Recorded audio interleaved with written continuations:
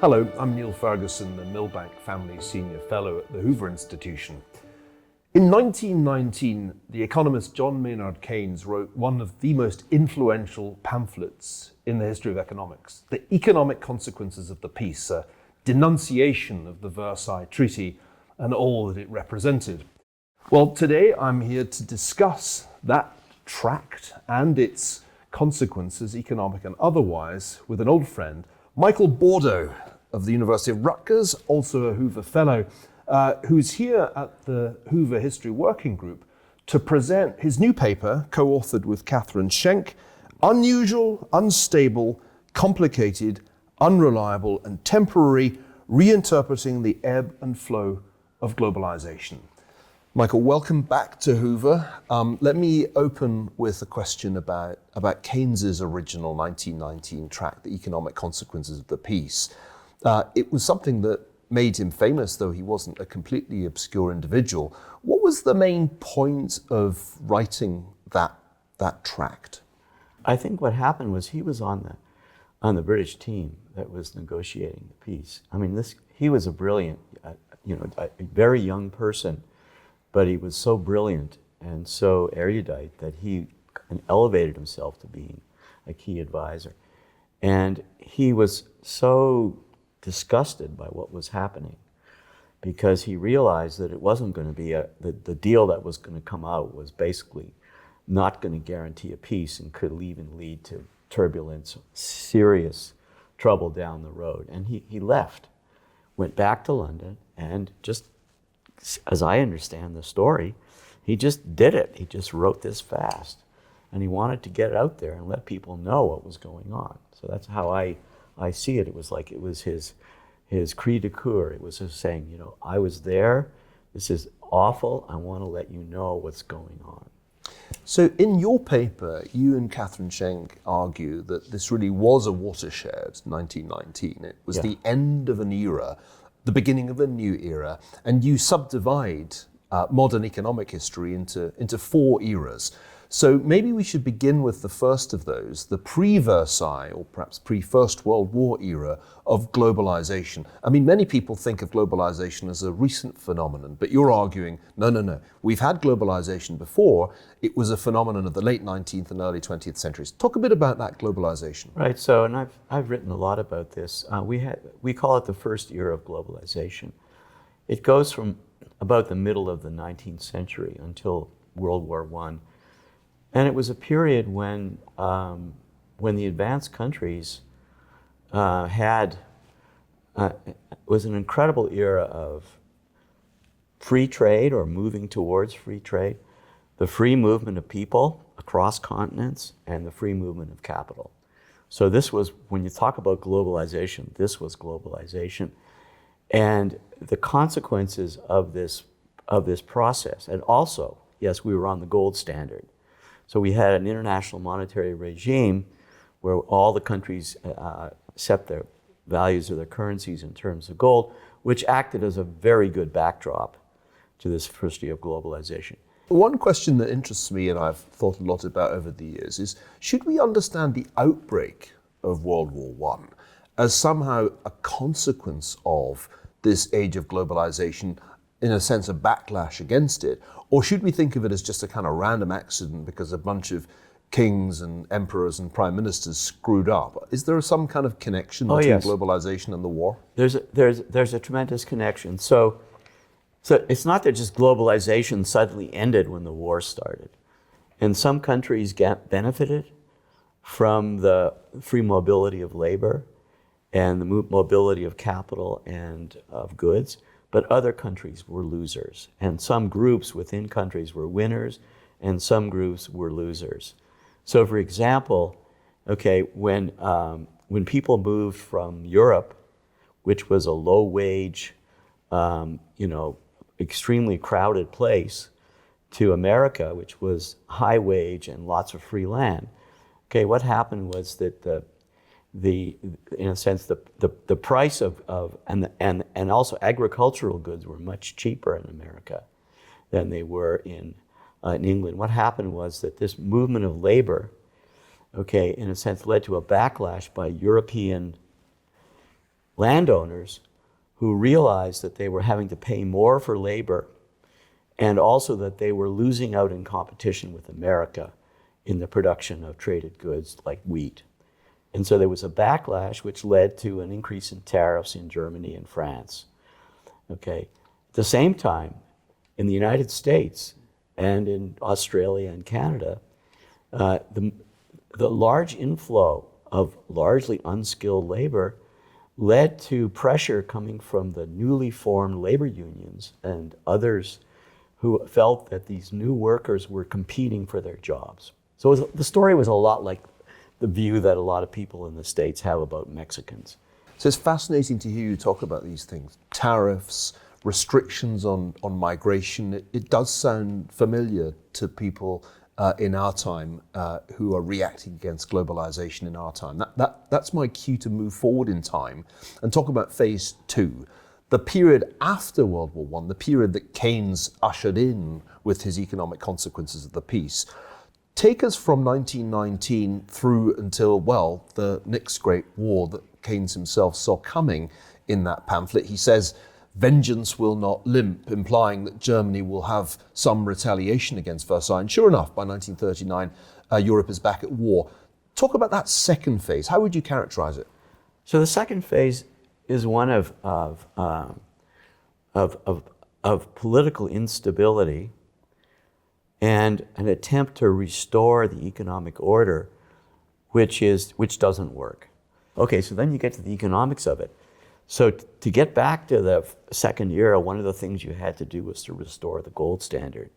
The gold standard they restored was not the same as the pre-war gold standard. It was a gold exchange standard, which was based on each country would hold reserves in the form of gold and then foreign exchange, sterling and the dollar. Okay, and this was to economize on gold. The trouble was that the system built on a pyramid meant that it was unstable if there was a problem with one of these reserve currencies.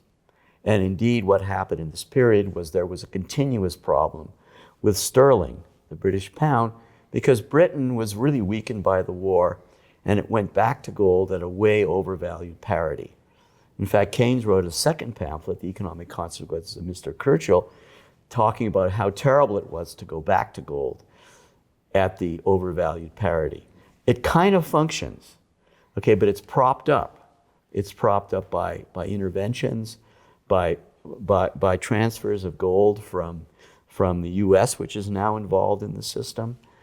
Okay, and it works, but it doesn't work very well. And because of these tensions, this adjustment problem that I talked about, because of the fact that there was a liquidity problem, there wasn't really enough gold to go around, and there wasn't enough sterling to finance the growth of world trade. So for these reasons, the system was unstable. And when the shocks of the Great Depression came about, okay, the whole system unraveled like a house of cards. So that's phase two, the disastrous era between 1919 and really 1939. Phase three is an attempt to learn from the mistakes of that period. And once again, Keynes is involved. In the final act of his life, he becomes part of this extraordinary effort to rethink the international financial system, which culminates at Bretton Woods. This is a redesign. Tell us about it and what were its key elements. So the lesson that Keynes took, and he influenced others from what happened after in the Treaty of Versailles, was that we have to do better. We have to, after the war, we have to not get involved in this reparations game, and also in this problem of debt. The fact that the Americans had financed a lot of the war, and the Europeans, the French and the Belgians and the British had great debts to the Americans, and this put a big strain on the international payment system. So they agreed that they were not going to do that again. They were not going to have punitive reparations, and they also looked at the flaws of the gold exchange standard. So they didn't want to go back to a gold standard, but again, there was this belief that floating exchange rates would lead to instability. So there was a compromise that came out of two plans, the Keynes plan for Great Britain and the White plan for the US, which set up sort of an adjustable peg system that would be a gold standard where you could adjust the exchange rates if there was a disequilibrium. And also, they set up the International Monetary Fund as an entity that could fund short-run balance of payments on current account deficits that came up, because they saw one of the problems of the interwar period was there was no mechanism to deal with the kind of problems that sterling got involved in.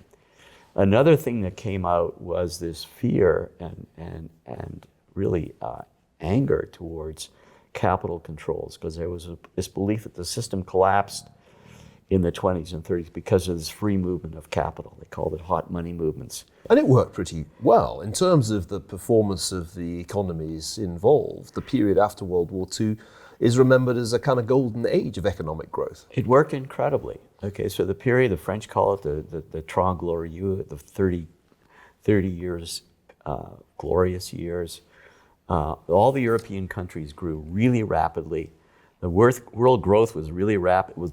Growth was both rapid and stable, and inflation was relatively low. So why did we scrap it if it worked so well?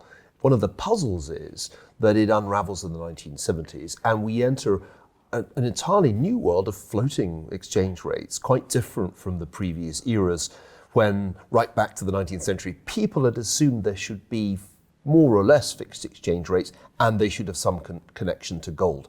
Why did that fall apart? And then that brings us to era number 4, this era of floating rates. So again, this is something I just love this stuff. I've done a lot on this. So the problem was that the Bretton Woods system evolved into a gold dollar standard. And so there's one country, the US, which in a sense was providing the dollars that were used as international reserves. There was one basic rule of the gold dollar system, which was that the US had to follow stable monetary and fiscal policy. It had to keep inflation low so that the other countries would be willing to hold dollars. And what happened was that beginning in the 1960s, the mid-60s, the US began inflating.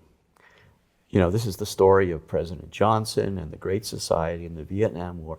So they were financing these large fiscal deficits basically by printing money. This led to inflation, and through the fixed exchange rates, this inflation was exported to Europe and to Japan and to the other advanced countries. So the other countries began to resent using the dollar. And so there was this tension now. There was this tension where the other countries were sort of becoming dissatisfied with the system. Okay, there were other big problems then, but I don't have time to talk about. There was the Treffen Problem, which said that, you know, even if you didn't have inflation, the fact is that the rest of the world's holding dollars, and as the amount of dollars that are being held increases relative to the amount of gold that's being held in Fort Knox, that there could be a run on the dollar. And so because of this Treffen Problem, which became apparent in 1960, okay, and then because of the later problem of US inflation, that in a sense, the way the Bretton Woods system survived was through an incredible amount of intervention. Okay, the intervention did not come so much through the International Monetary Fund, but it came through actions by the US monetary authorities, the Federal Reserve, which engaged in this massive set of exchange market interventions and swaps with the European countries. That was one of the things about the paper that really surprised me, the sheer scale of so the swaps were really important. Okay, and the second thing is you've got the rise of the BIS, which was an institution. The Bank for International Settlements. The Bank of International, which was an institution which Keynes wanted them to shut down because it had been involved in lots of shady business during World War II that you've written about too. And so what happened was the BIS, which was basically a banker for the central banks, became the organization for international cooperation. And during this period, just like in the interwar, there were a series of speculative attacks against sterling. And each time the rescues were arranged to provide big loans to the British authorities, and the BIS was key in arranging these things. Okay, and these various arrangements, plus what the Fed was doing with the swaps and other U.S. government actions like the IET, the International Interest Equalization Tax, Operation Twist, and a whole lot of other policies designed to discourage the Europeans from converting their outstanding dollars into gold. This propped the system up. And so it worked, and a key institution, which was done through the BIS, was the gold pool, where all the members, all the big countries, pooled their gold reserves to make sure that any attacks to try to push up the price of gold, which would destabilize the system, would be offset by all these countries pooling their resources and doing countervailing open market operations. So what I took away from this paper was that even the best designed schemes for international monetary order don't last for more than a few decades. Right. And that raises the question of how long the current era will last. I guess we'd define the current era as post-Bretton Woods era of floating exchange rates, a new era of globalization, which really got going after the Soviet Union collapsed and the world accepted the rules of the so-called Washington Consensus, came into existence, but with floating rates. Without the gold standard became something that only a few cranks were nostalgic about. How much longer do you give this second era of globalization with floating rates? Are we on the edge of its coming to an end? And if so, what will the next era be like? So I think this is a very big worry. Okay, I think right now we're at a turning point. Okay, the global financial crisis put a real wrench into globalization. World trade really just dropped like a stone in 2010. Capital flows slowed. Okay, and migration's been hard hit by these backlash in Europe, US, against flows of people. So there are these forces that started before the global financial crisis. There was already evidence that countries were raising tariff protection with non-tariff protection, and the growth of protection that's already starting earlier in the 21st century. But anyway, the GFC was a real turning point. It's like we're at a point where I would say, as an optimist, that we're not going to get a return of what happened in 1919 or even before. We're not going to have the collapse of international trade, of global capital flows and migration. But I see a pause. I see a slowing down, and I see in a sense, it's a rejiggering, okay, a readjustment of the system. But the system, the international trading system, is so interconnected, okay, and the benefits of trade are so becoming obvious to more and more people that it's hard for me to see us going back to the barbaric bilateral system of the 1930s. So I don't see us going there, but I see this as a big risk, okay? And I think what we need is we need to rethink the kinds of cooperative arrangements that were done in the 1940s. In fact, we have to go back. I'm not saying to Bretton Woods, but we have to get back to realizing what the benefits were of the world order that was established right after World War II. I think that was one of the most incredible moments in human history, okay, from my perspective. And I think that is something we should not let just collapse. And that's my big worry. Michael Bordo, thanks very much indeed. It's just over 100 years since John Maynard Keynes published The Economic Consequences of the Peace, and just over 100 years since the Hoover Institution was founded by Herbert Hoover to address precisely the questions of war, peace, and revolution that we've been discussing. I'm Niall Ferguson at the Hoover Institution in Stanford.